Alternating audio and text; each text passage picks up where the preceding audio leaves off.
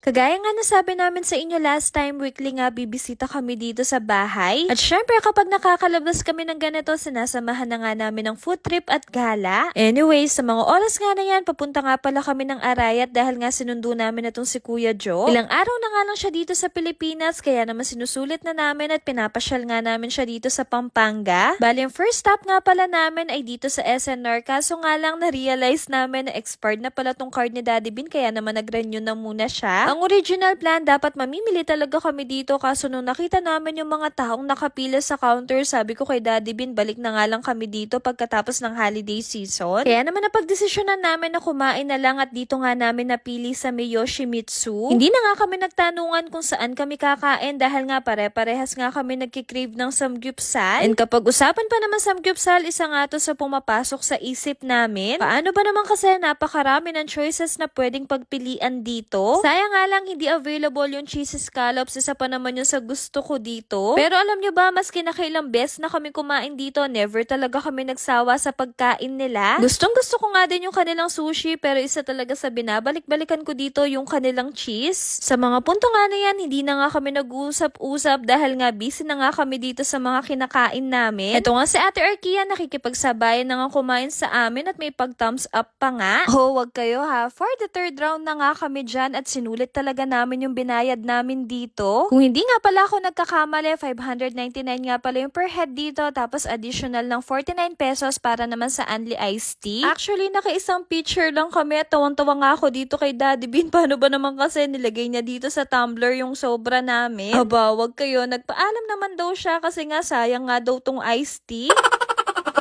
Then after, may oras pa naman, kaya naman naisipan namin dumaan dito sa bahay namin. In fairness naman sa mga nagtatrabaho dito, napakabilis talaga nila. Imagine, last week nga na pumunta kami dito, hindi pa gaanong napipinturahan, pero ngayon halos patapos na nga sila. Kaya nung nakita nga namin itong bahay, naniniwala kami na 1 week na nga lang matatapos na nga nila to. Pero ang mangyayari, maski naman matapos nila itong bahay ngayong year, next year pa rin naman kami lilipat dito. Ito nga si Ate Arkia, wala nga tigil ng sabi ng our house daw. Then update nga pala dito sa CR namin, meron na din silang bowl. Then yung kulang na lang sa mga kwarto dito ay yung aming salamin, bed frame at saka cabinet. Sa mga kwarto nga pala dito sa taas, meron nakalagay na frame ng TV, kaya mapapasubo talaga kami ng Daddy Bean. Kaya ang mangyayari, imbis na 2 TV lang yung bilhin namin, mapapabili talaga kami ng 4. Pero yung nasa ilalim, nakabili na kami dahil nga nakuha namin na naka-sale. Kaya ang next naman namin na pag-iipunan, yung sa master's bedroom at saka yung 2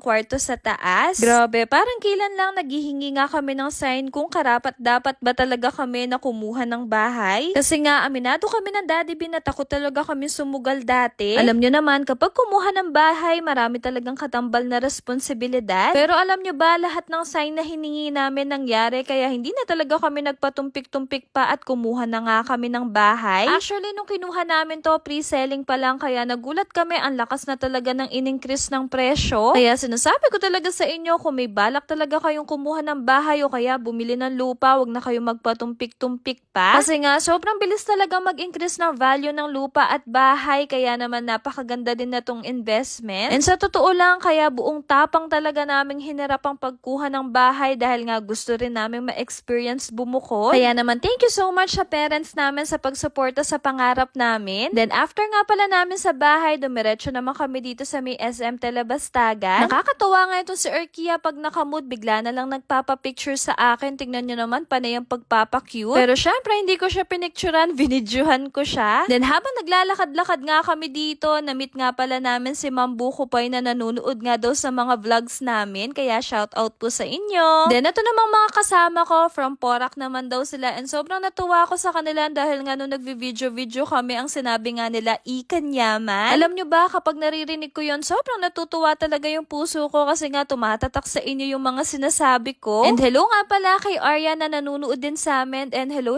din kay Mommy at sa mga anak niya. Sa mga oras nga na yan, knockout na nga itong si Ate Arkia nyo at itong si Daddy Bean, tuwang-tuwa kasi nga hindi siya yung nagbubuhat. Alam nyo naman, medyo matimbang na rin kasi itong si Arkia, kaya nakakangalay na. Then fast forward sa mga oras nga na yan, 7:00 na, tapos dumaan nga kami dito sa may Marquee Mall. At dito, na-meet na naman namin yung mga mommies na nanonood ng vlog natin. Grabe, hindi niyo talaga alam kung gaano niyo ako napasaya ngayong araw. Kaya sinasabi ko talaga sa inyo, kapag nakita niyo ako sa personal, i-approach niyo lang ako. Para naman magkaroon tayo ng kamustahan kahit hi hello lang. Pero seryoso ha, kapag talaga binabati niyo ako, sobra ko talagang na-appreciate. Bago nga pala kami umuwi, nagkaayaan naman kami dito sa May Dakasi. And thank you nga pala Kuya Jomar sa treat. Habang nakapila nga sila, ito si Ate Arkia, ayan, panay na naman ang pa-picture sa akin. Ewan ko ba, pero nahihilig na talaga siyang magpa-picture, kaya naman tuwang-tuwa ako sa kanya. Bali, naka 500 plus worth nga pala kami, kaya nakakuha kami ng free straw at panlinis. So ayan, nag-order nga pala ako ng kanilang Dakase bubble milk tea, tapos si Daddy B naman nag-roasted Okinawa. And habang umiinom nga kami dyan, hindi ko maiwasan makipagpalit dito kay Daddy Bean kasi sabi niya masarap yung sa kanya. Kaya naman nung natikman ko itong milk tea niya, ayan na naman tayo, parang ayaw ko ngang ibalik. Pero syempre alam ko naman na gustong gusto niya to, kaya ang ginawa ko, ininom ko na ng ininom bago ko nga ibalik sa kanya. Mahirap na, baka magtampo pa siya, panay pa naman ganito yung ginagawa ko. Pag nagustuhan ko yung sa kanya, nakikipagpalit nga ako.